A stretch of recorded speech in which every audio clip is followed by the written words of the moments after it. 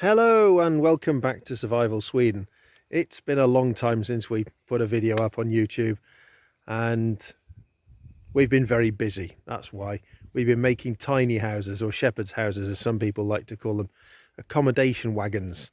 And we just had a massive rain shower and a thunderstorm, but it's turning into a beautiful evening here in the Swedish forest. And voila, this is the first beast that we had. And of course, from kitting it out and getting it ready, we've learnt quite a lot of things. We built several tiny houses since, and we're in the middle of building several more. So let me show you around and show you mistakes I made and things we could have done better, and hopefully give you some nice ideas if you're going to build your own. This was a Swedish military communications wagon from the 80s. So it's very well insulated, and it had loads of computer equipment in it, miles of cables, because you can imagine from the early type of computers before the sort of laptop age. And it didn't have any windows at all.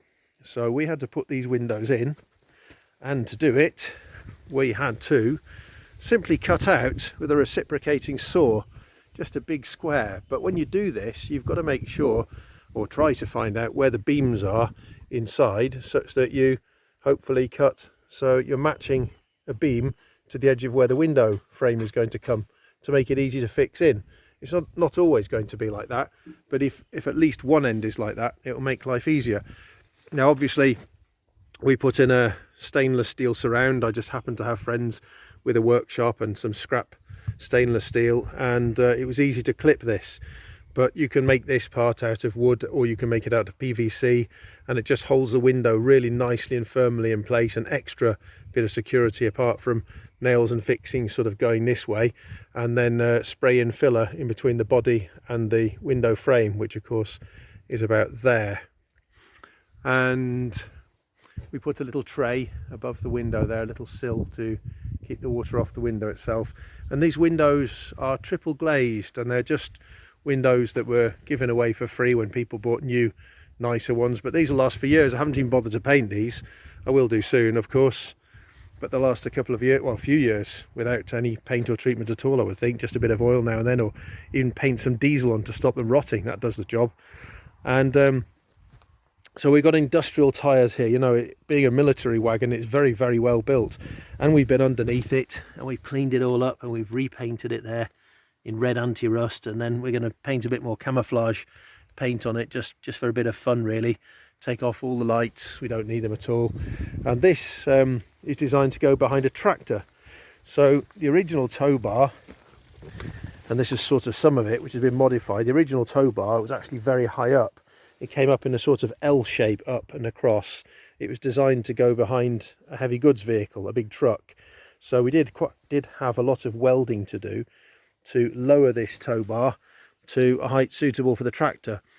And part of our strategy is that it's not going to be easy to steal. You can't just pop it on the back of a car. It's pretty heavy anyway. It weighs about, I would guess, at 2.5 tons. And the other thing is, if you've got an old tractor, it costs absolutely nothing to run. You know, you're driving slowly, so you're using very little diesel, and people tend to be very friendly, and they sort of think, oh, here's someone interesting coming along, and you're going slow enough to stop and chat, and you've got your tractor to nip into town if you're parked up somewhere and to get your goods, and you can go through pretty much anything. You can put snow chains on to get through mud and all the rest. And in Europe at least, the insurance on an old tractor is about £40 per year, €40, 50 maybe, and you don't need to have any kind of annual test, no MOT test, and you don't need to pay any tax, and unless you're using it for commercial purposes, if it's just a hobby tractor or you're towing a little wagon around, zero tax. So the only thing you need is your insurance, and you're up and running and you're off. Cheap diesel. So it's a very nice way to travel actually. And we have ideas about going to Central Asia in this. I've been across Central Asia before a few times in an old Swedish coach that I used to live in and do charity work in, and I'd like to do it, you know, a bit more slowly and stop at every village on the way and go to countries I haven't really travelled, like Uzbekistan, Tajikistan, where the people are very friendly. I know some of them from the old Soviet times. But back to the wagon. Here's the outside chimney, and you can see an extra wide part at the base of that. We built that ourselves, and that's insulated. It's got rock wool inside it because rock wool is non-flammable. And the reason is, in this cold climate, if you're burning wood, then the soot condenses if it's below zero on the chimney, and it forms a real thick layer of soot which can go on fire. That's how chimney fires are caused. And once one of those starts, you know, it's very, very difficult to put them out, especially if you don't have a massive water source handy, if you're travelling out in the back of beyond and don't have a pump handy. So really undesirable. So it makes sense to have an insulated chimney. Just the last sort of 7-8 inches is exposed there and not insulated. And we'll come a little bit more to the heating inside, but one very important point is, whenever you buy or make a trailer, make sure you have a spare wheel.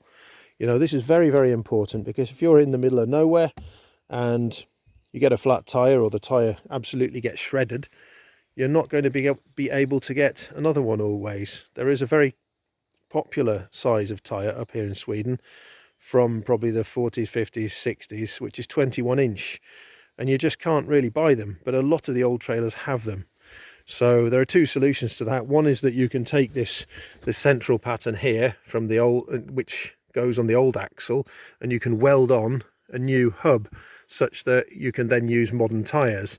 And the other one, of course, is change the entire axle, but that can be a very, very big or nearly impossible process depending on the design of the trailer.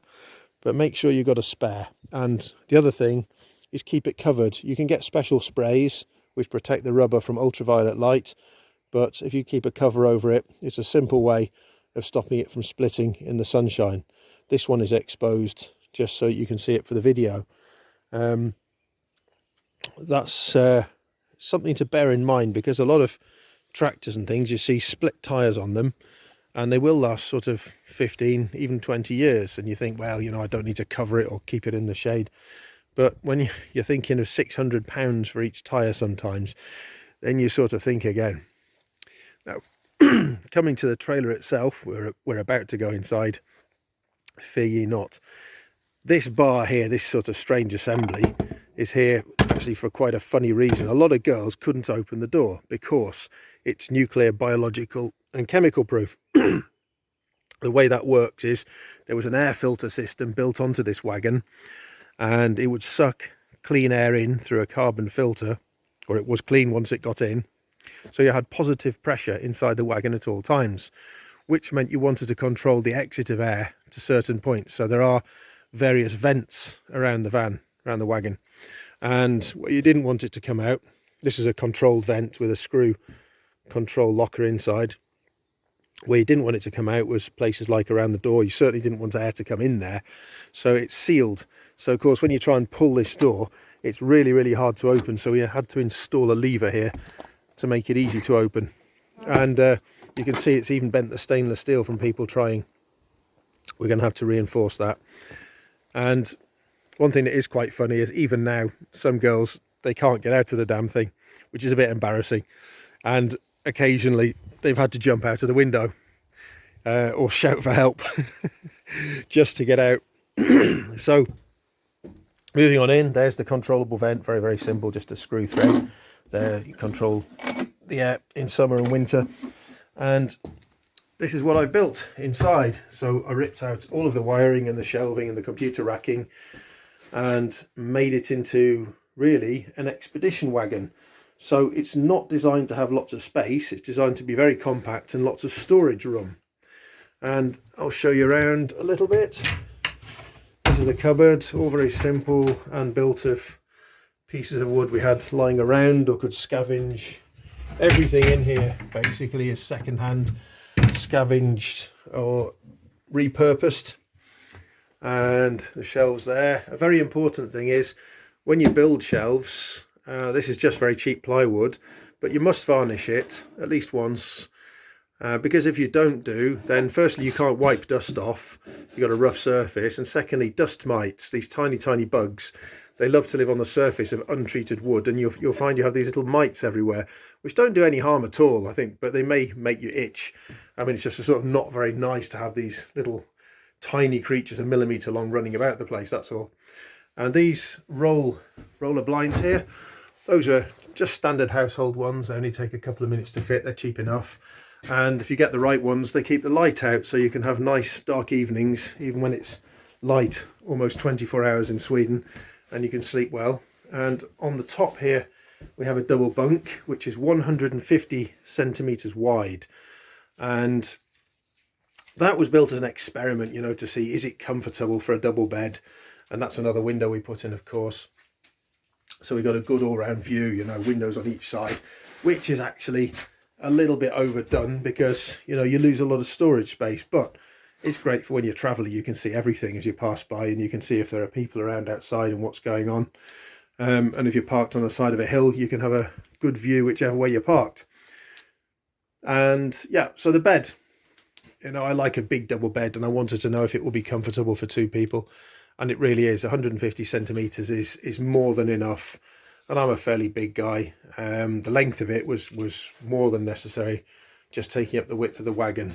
And the double bed underneath, the idea of that was so that children could sleep down there, or such that if you've got two people of the same sex travelling in a van, I know it's 2021, but sometimes people like to be apart.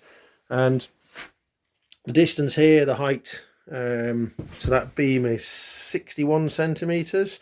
There's a little bit of headspace in there, but not a lot.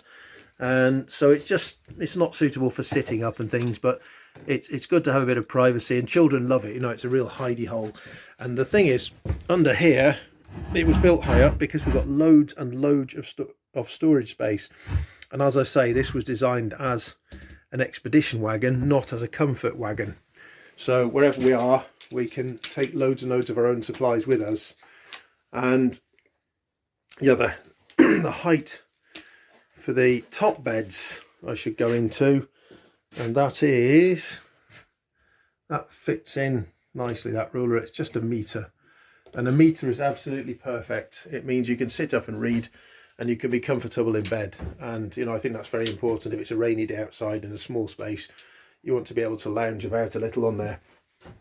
Coming to the storage space, I built these boxes, so they're all separate. There's 1, 2, 3, 4, 5, and they sort of push together when you move the table to form another bed. And I thought that was going to be very clever and make the thing comfortable. And actually, when I've asked people who've lived in here, and we've had a couple in here for about 3 months, and another couple for a few weeks, and 2 lads in here for a few weeks, and the main comment for improvement was to get rid of some of these boxes. It's just too much, don't need them.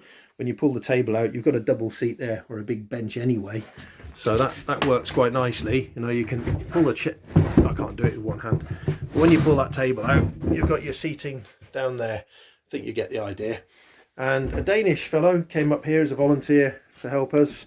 Now this idea, which I do like, very simple, one flap, and you've got a laptop desk. So if somebody's preparing food and someone else is sitting at the table writing, reading, then you can still play on your laptop, and you have your back to them, almost have a little privacy, which I think again is important in a small space, just psychologically. We've got 240 volts in here. There's the plug socket, we've got a few of them. And I'm going to install a 12 volt system with a couple of batteries and a solar panel, and that's really just for a stereo and lighting. But the 240 volt system is very good. You can have a fan heater in here for chilly evenings in the winter time. And the strange pattern on the roof, that was a bit of recycling, because there had been some strips of metal up here, and it left a sort of scar of aluminium up there, and it just looked really, really ugly. And we didn't want to paint the whole ceiling, you know, and then what colour would you paint it in? It's got to be a special paint potentially for aluminium, because we don't know if this is primer or what it is, the coating on here. But just some paints we found in a skip, you know, a couple of colours, and we painted on these swirls, or a young lady did. It's her idea, and I think it works nicely. Just hides a bit of scarring, breaks up the ceiling there, makes it a bit more comfortable.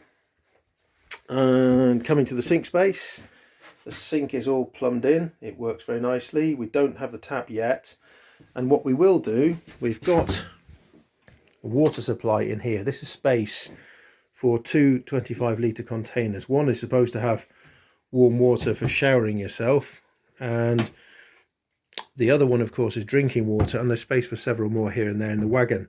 And the idea is to have a little foot pump, which you would have normally on a yacht. So you just pump with your foot as you want water, so you can wash both your hands under the tap, don't need to use your hands to pump or anything like that, and you're using a minimum amount of water. Electric pumps, for my mind, are just a bad idea. You know, they use power and it's something more to go wrong, and it just uses too much water. And when we have the shower installed just now, this shower cubicle, difficult to show with the camera, but there's the shower cubicle on the left. It's just got stuff in there now. It's a storage space. Come on. There we go. It's got its own little window there, but it'll be a fine little space for a dry composting toilet and a shower. And again, we will be pumping the shower water just as and when you need it, using your foot. And again, water saving. And the heating system, yeah, very, very simple. Little wood burning stove with a glass front, so you see the glow of the fire, which is very sweet. And what's that?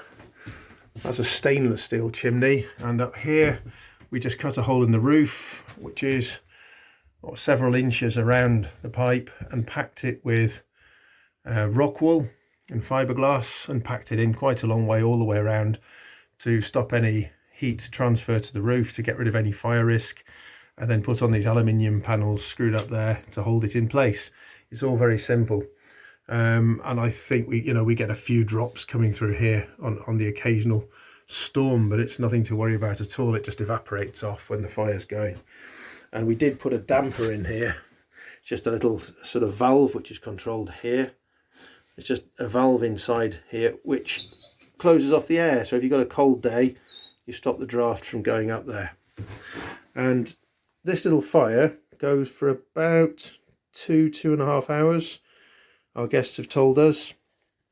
Just a normal wood burner, and it's really adequate for a nice warm evening. It warms up this little wagon in about 15 minutes. You can have it really hot, but it doesn't burn very long. And they've all been putting wood in through here, through the front, so you can't get big logs in. That's only 6 inches long, that aperture there.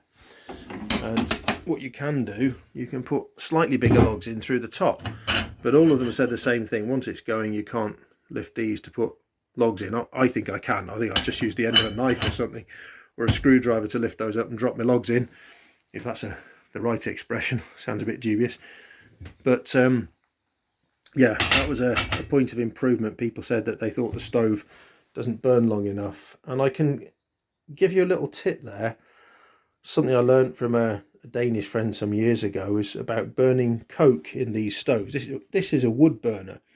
Now, if you have coke, which you can buy fairly cheaply, sort of pure coke briquettes, they burn red hot really, and they are at such a high temperature they will tend to crack this cast iron, so you can't use them in wood stoves. But inside every wood stove is a lining of fireproof cement, or there should be when they're new. That's how they're made. If you improve on that, or make sure it's in really good condition, and put on a lining about 1 inch thick all the way around of fireproof concrete, then you can burn coke in these things. And that coke, as I say, it burns almost forever. You could get easily 13 hours out of one of these, I would think. So I've yet to experiment on this particular stove, but I've done that before with other stoves, and it's absolutely wonderful. So there's a way of saving space, having a small stove and making it work. Now, there's always the question, can you use normal concrete, way of saving money? Because fireproof concrete is actually quite expensive when you buy it in little bags from the DIY shop or builders merchants. But actually the answer is no. It is a special concrete, and it is rather different from normal concrete. And I'm lucky. We've got a big factory just down the road, and I went and asked the owner nicely if we could have a little, and he gave me a 25 kilogram sack, enough to do loads of these, because I would say it would take about 4 kilograms normally to do a fire this size. It's about 1.5 feet high, the burning chamber. And about the general design, yeah, I'm happy with it as an expedition wagon. But for living wagons, we're going for a totally different design. We built another wagon, which I will show you in another video coming very soon. And it's different, and we've got some really good ideas to make absolutely the best of space for a living wagon. So you're gaining a huge amount of surface area by the design, so you can have space to mill about, have your friends in there, have a sofa, and really be comfortable. So that will be coming up on a video very soon. Now, one little tip here is when you make cupboard doors like this is just a sheet of Resprotect, a type of waterproof plywood. When you make these, it doesn't matter how good you are at carpentry, unless you've got absolute professional grade tools and jigs and everything set up, you will never get the edges absolutely straight. You'll always get a couple of centimeters, and it looks awful because it shows up, of course, immediately.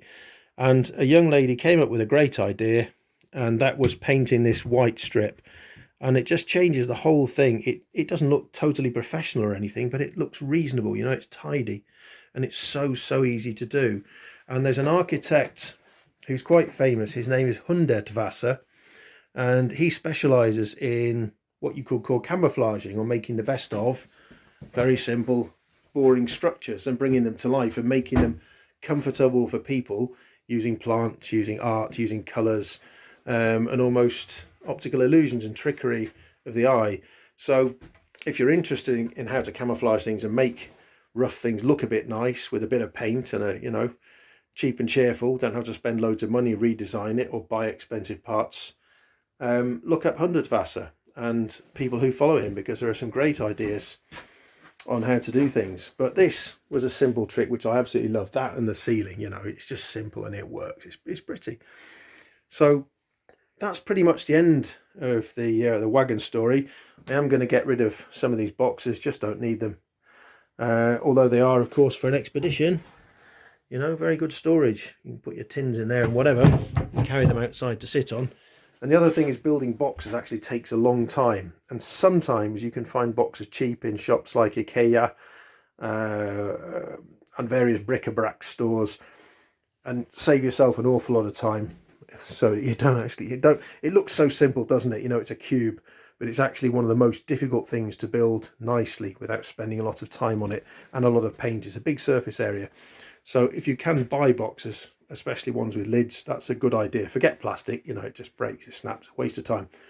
Anyway, I've droned on and I'll get off now. And thanks for watching, and I hope you'll watch our next films about how to do a very different wagon. Cheerio.